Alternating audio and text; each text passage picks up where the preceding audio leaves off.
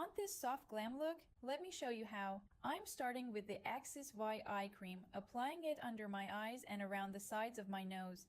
Next, I'm using the Anua PDRN Blue Mist to prep my skin. For concealer, I'm using the Patrick Ta Concealer in Neutral 2 and blending it with my Haus Labs concealer brush. For the eyes, I'm using the Makeup by Mario Master Mattes palette. First, I apply a medium matte shade to the outer corner and blend it through the crease. Then I take a deeper brown and place it close to my lash line to create a soft, diffused liner effect. To brighten the eye again, I'm adding a lighter shade to the center and inner part of the lid. Now for eyeliner, I always keep my eye slightly open while drawing it. If I close it completely, the shape can change once I open my eye. Building it little by little helps me keep both sides even and lifted. As a highlighter, I'm adding a little glow with the Charlotte Tilbury Eyes to Mesmerize in the shade Ballet Quartz, applying it to the inner corner for a brighter, more awake look. Next is mascara. I'm using the L'Oreal Extensionist mascara, starting at the roots and pulling it through the lashes to add both length and definition. Now onto the base. I'm applying the Juvia's Place Foundation Stick in shade 16. I like applying it directly onto my face because it's quick and gives me the amount of coverage I want. I also love using a facial mist before foundation because it keeps my skin hydrated and helps prevent the base from looking dry throughout the day. Adding a light mist while blending can really help everything look more skin-like. It also makes different makeup layers blend together much more seamlessly. I also like working in thin layers because it gives me more control and keeps the foundation looking fresh instead of heavy. For bronzer, I'm using SHEGLAM Warm Honey on my forehead, cheekbones, jawline, and around my nose. I always start with a small amount because it's much easier to build up the color than to remove too much product. Adding bronzer to the forehead brings warmth back to the face, while the cheekbones create more definition. A little along the jawline helps sharpen the face, and around the nose gives it a softer, naturally sculpted look. I'm blending it with my Makeup by Mario brush using tapping motions so everything stays soft and seamless. Then I go back with my foundation brush and lightly blend around the edges.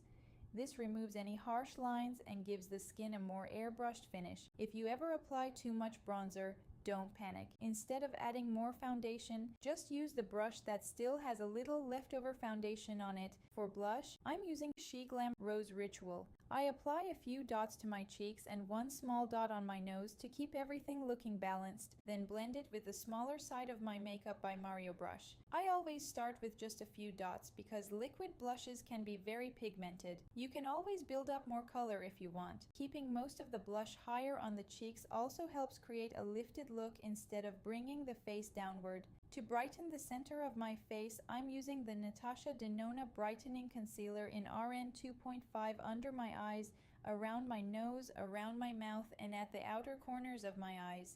I like placing only small amounts exactly where I want the light to hit. Then I add a little of my Patrick Ta Concealer underneath the eyes. Using both shades gives a bright but natural result. Finally, I blend everything with my Haus Labs concealer brush until it melts into the skin. One thing I've learned over the years is that good makeup isn't really about using more products. It's all about placement and blending.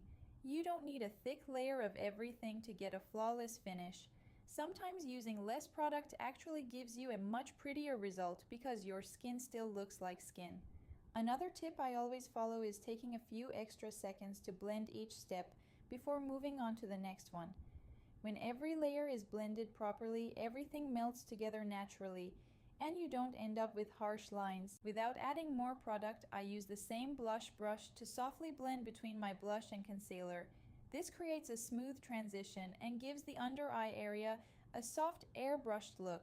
For lips, I'm using a Sephora lip liner. I'm slightly overlining the top and bottom lip, but I stay on my natural lip line at the corners, so my lips still look natural instead of wider. Overlining only the center of the lips creates the illusion of fullness without making it obvious. Blending the liner slightly inward also helps everything look softer once the gloss goes on. To finish the lips, I'm applying the Huda Beauty Faux Filter Lip Gloss in Sugar Baby for a glossy finish. I like applying a little extra to the center of the lips. To lock everything in, I'm using the iconic London Glow Setting Spray. And that's the finished look. I hope you enjoyed this tutorial and picked up a few new tips. If you did, don't forget to like, and I'll see you in my next video.